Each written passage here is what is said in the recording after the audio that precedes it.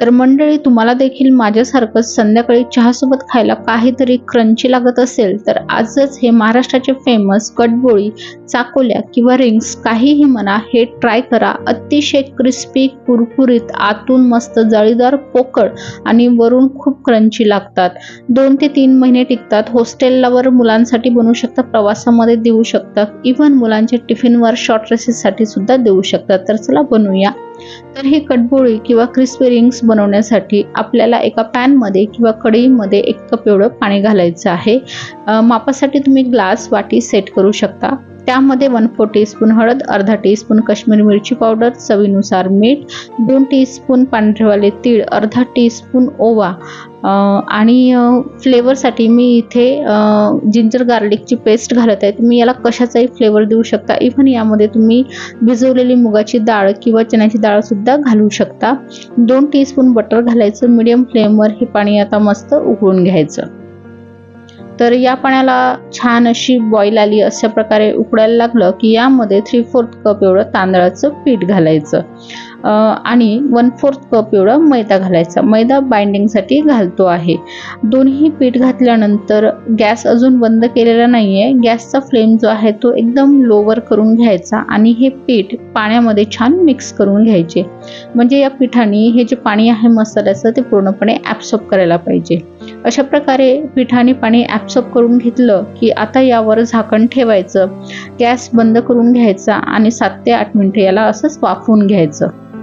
7 ते 8 मिनिटांनंतर बघा हे पीठ छान वाफलेलं आहे। याला एका मोठ्या मिक्सिंग बाउलमध्ये किंवा परातमध्ये काढून घ्यायचं, जेणेकरून आपल्याला हे पीठ व्यवस्थित मळता येईल।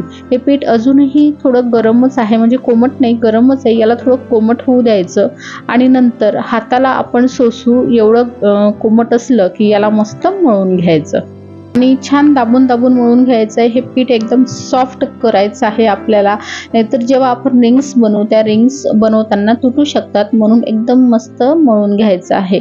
अशा प्रकारे एकदम सॉफ्ट असं मळून घेतलं की रिंग सुद्धा करताना तुटणार नाही। तर कणिक हे मळून घेतलेलं आहे बघा, डो तयार झालाय, एकदम सॉफ्ट आहे। आता हातामध्ये छोटासा गोळा घ्यायचा, त्याला परत हातावर गोल करून घ्यायचं, असं दाबायचं, म्हणजे अजून प्लेन होतो तो आणि अजून सॉफ्ट होतो। नंतर पोळपाट, प्लेट किंवा चॉपिंग बोर्डवर अशा प्रकारे हाताने याला रोल करून घ्यायचं। व्हिडिओमध्ये तुम्ही बघू शकता। थोडं असं रोल झालं की आपल्याला ज्या आकाराचे रिंग्स करायचे आहे त्या आकाराचा रोल थोडासा कट करून घ्यायचा। हातावर परत त्याला थोडं साईज मोठी करून घ्यायची रोल करून आणि दोन्ही एंड असे जोडून घ्यायचे, म्हणजे अशा प्रकारचे रिंग्स तयार करून घ्यायचे। परत एकदा व्हिडिओमध्ये तुम्हाला दाखवत आहे बघा। आणि अशाच प्रकारचे सगळे रिंग्स जे आहेत ते एकाच वेळेला करून ठेवून द्यायचे प्लेटमध्ये। सगळे रिंग्स तयार झाले की तेल गरम करायचं कढईमध्ये आणि मीडियम फ्लेमवर हे रिंग्स आपल्याला आता छान तळून घ्यायचे, जोपर्यंत याचा कलर बदलत नाही आणि क्रिस्पी होत नाही। तर तेलामध्ये रिंग सोडल्यावर 1 मिनिट त्याला बिलकुलही हात लावायचा नाही, त्याला सेट होऊ द्यायचं तेलामध्ये। लगेचच जर फिरवलं तर तुटू शकतात रिंग। सेट झाल्यावर मग झाराने मस्त खालीवर करून घ्यायचं, फिरवत फिरवत त्याला 3 ते 4 मिनिटासाठी तळून घ्यायचं।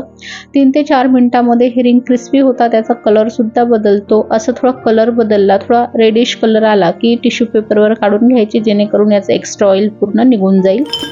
तर अशा प्रकारे सगळे रिंग्स तयार करून घेतलेले आहेत, तळून घेतले आहेत आणि हे क्रिस्पी क्रंची असे राईस रिंग्स तयार झालेले आहेत। तुम्ही सुद्धा नक्की ट्राय करून बघा आणि व्हिडिओ आवडला असेल तर लाईक आणि शेअर करा।